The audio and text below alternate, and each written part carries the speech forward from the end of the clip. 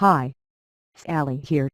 Before you listen to anything I have to say, I carry the burden of answering the question, why should I give up any of my valuable time listening to this woman?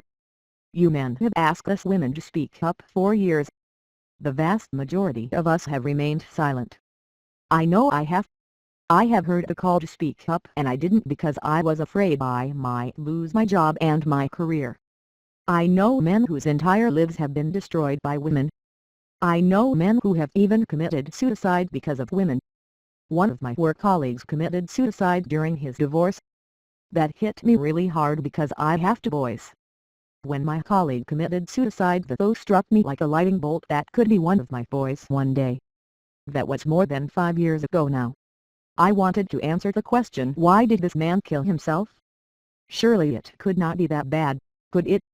Just so you know, the man was a really nice man. He had a little girl. There looked like no problems in his marriage. He was what you men call a nice guy beta provider. He would talk endlessly about his little girl to anyone who would listen to him. He was such a proud dad. He was a good bit younger than me. Because I had two children, he quite liked to talk to me about his little girl, so I listened patiently at lunch breaks and things like that. He was dreaming of also having a little boy one day. He was so hoping for what we call a matched pair. His divorce came at him right out of the blue. He was a good Christian man and he thought until death do us part was the deal.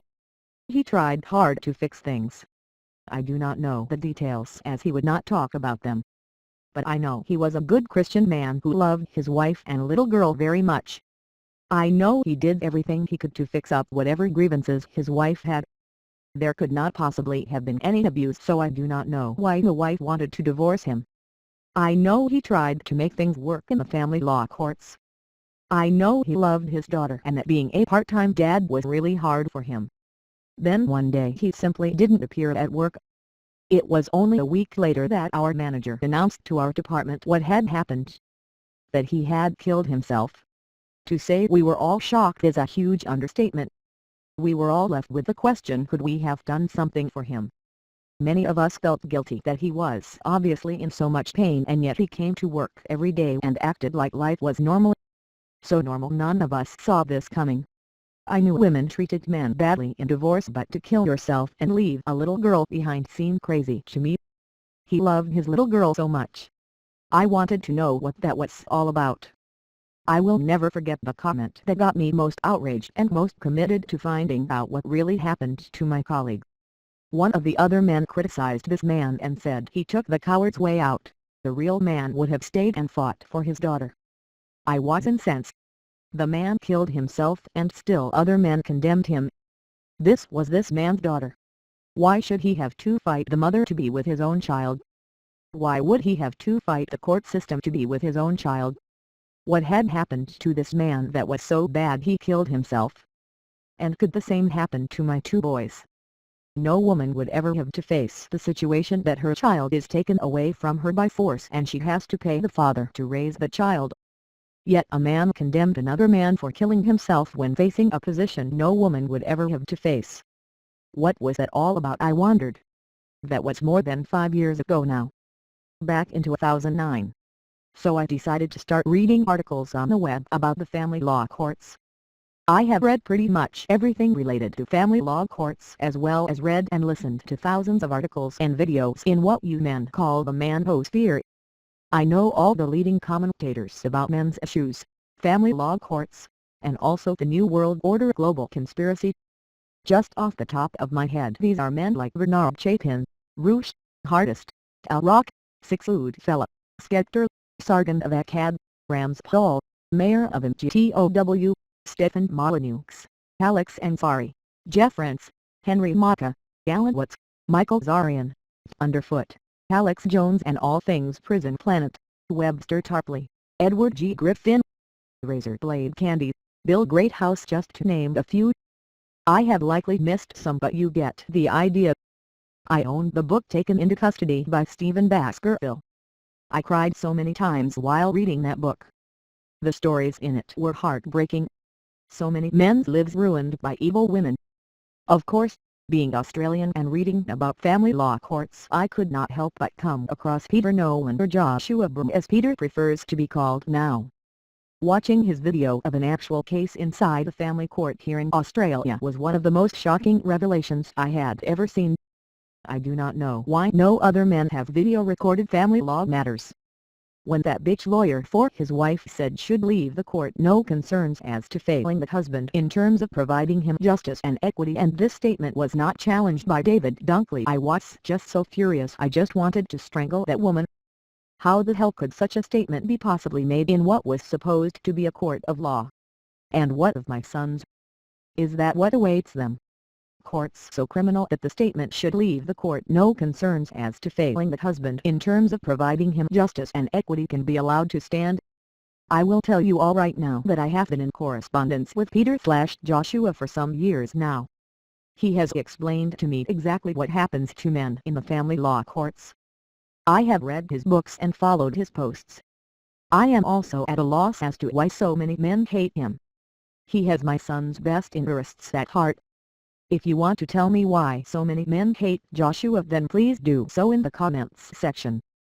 The hit piece on Joshua in AVFM is why I have not mentioned Paul Elam in the list above. Clearly Paul Elam does not have my son's best interests at heart like Joshua does. So all that is a long-winded way of me saying I have spent the last 5 years reading and listening to the issues that men face in society in general and in the family law courts specifically. My 2 boys are not far away from being 18, and once they are 18 they too will be subject to such things as false allegations from evil women who will take them into courts where failures of equity and justice are not only happening but are planned to happen. So why listen to me? Why listen to what I say? Why repeat to other women what I say? Because I am going to say what needs to be said.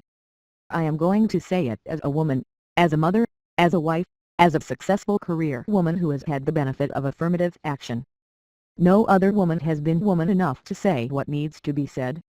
Those women who are talking in the manosphere turn my stomach because they are hiding what is really going on and they are telling lies. I do not know if it is because they are subversives or if they are just evil women. But there is not one woman out there saying what needs to be said. To make it clear, I mean women like Karen Strawn, Janet Bloomfield, Christina Hoff Sommers, Diana Davison and Shield wife. That the list is so short is also very disgusting to me. I mean to say Shield wife has made 14 videos in 2 years and for some unknown reason has 5,000 subscribers and 250,000 views. Give me a... Are you men that desperate for women to speak out that even someone who says absolutely nothing but shows off her tits gets that sort of attention? What is it with you men that you give such attention to someone who says nothing useful just because she is a woman? So do you want to hear what needs to be said being said by a woman who is, of course, beyond all criticism because women are such saints and all men are such sinners? If so, this is why you should listen to what I have to say and why you should put what I say in front of other women. Let us see these women try and criticize me as a woman who has 2 sons that she is very concerned about. So a little more about me. I am in my 40s. You can call my birthday January 1, 1970. That is not really my birth date, but it is close enough to give you an idea. I grew up in country Australia. In those days Australia was the lucky country. Even as a little girl it was safe to walk the streets after dark. No one would have ever thought that even the 5 or 6-year-old girl could not walk home alone from a friend's place in those days. One scream would bring any number of men to a little girl's rescue. I never heard of even one child abduction in the town I grew up in. I played a lot of sports as a girl. The normal things for girls in Australia. Softball and netball. I was a bit of a tomboy. I always got along better with the boys than I did with girls. Even to this day I tend to have more male friends than female friends. I have found that this is a common theme with tomboy women. I met my future husband in high school. Quite a few of the people from my high school ended up marrying each other. So we have the same background. Country Australia. After graduating from high school I went to university in Sydney to study computing science. I was good at maths and physics in school, so computing did not seem that big leap of faith. In those days IT was new and it seemed to have good potential for a career.